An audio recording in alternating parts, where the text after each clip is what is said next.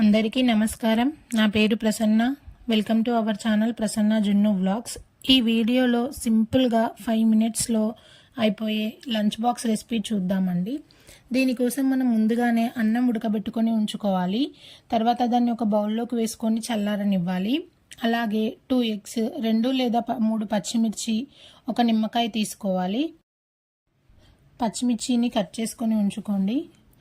2 eggs, పచ్చిమిర్చి, lemon, rice, జీలకర్ర, అంతే. ఈ ఇంగ్రీడియంట్స్ ఉంటే మనకి ఎమ్మి లంచ్ బాక్స్ అనేది రెడీ అయిపోతుంది.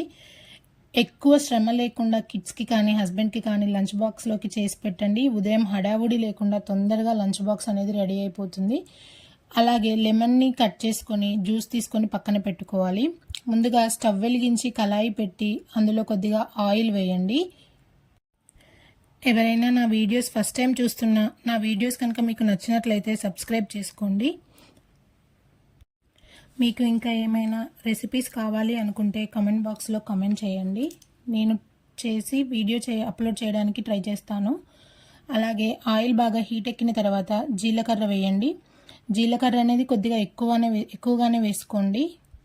జీలకర్ర అలా ఆయిల్లో ఫ్రై అవుతుంటే ఆ అరోమా అనేది ఇల్లంతా వస్తుంది. స్మెల్ చాలా బాగుంటుంది. టేస్ట్ అనేది ఒకసారి ట్రై చేయండి. జీలకర్ర కొద్దిగా ఫ్రై అయిన తర్వాత మనం ముందుగానే కట్ చేసుకొని ఉంచుకున్న పచ్చిమిర్చిని వేసుకోండి.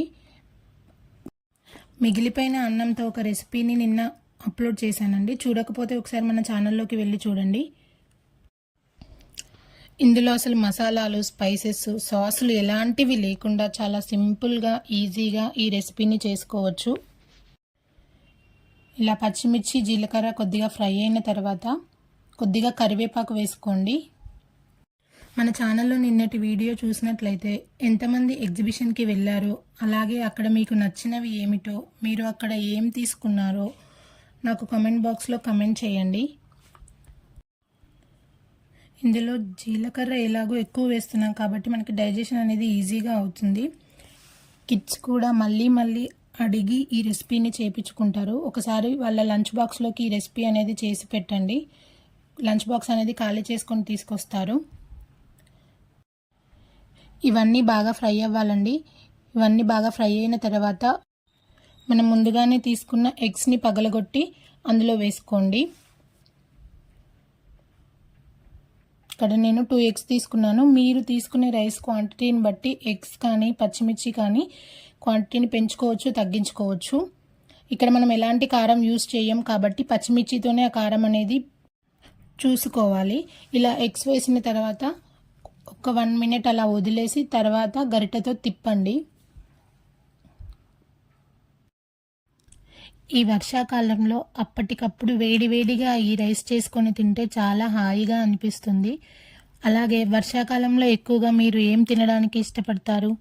నాకైతే ఇలా వేడివేడిగా రైస్ ఉంటే సరిపోతుంది. ఇలా ఒకసారి కలుపుతూ బాగా ఫ్రై చేసుకోండి. ఇవన్నీ బాగా ఫ్రై అయిన తర్వాత మనం ముందుగానే ఉడకబెట్టుకొని ఉంచుకున్న రైస్ని ఇందులో వేసుకోవాలి.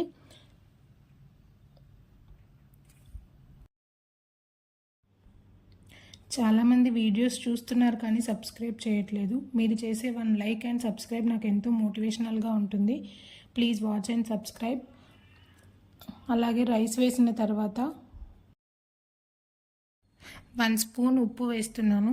ఇక్కడ నేను అన్నం ఉడికించేటప్పుడు కానీ ఎగ్స్ వేసాక కానీ ఉప్పు అసలు వేయలేదండి. లాస్ట్లోనే ఉప్పు వేస్తున్నాను. ఒకసారి అవన్నీ బాగా కలిసేటట్టు కలపండి.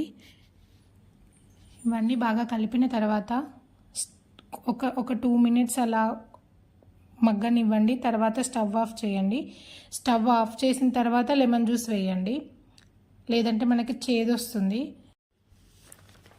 లెమన్ జ్యూస్ వేసాక ఒకసారి బాగా కలపండి. అంతే, ఎంతో టేస్టీగా ఎమ్మీగా ఉండే జీరా విత్ లెమన్ రైస్ రెడీ అయిపోతుంది. ఒకసారి ట్రై చేసి మీ అందరికీ ఎలా వచ్చిందో నాకు చెప్పండి.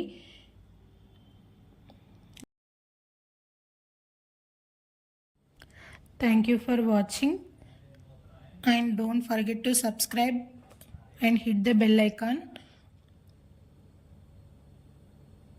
అంతే ఇంకా ఈ వీడియో. Bye bye.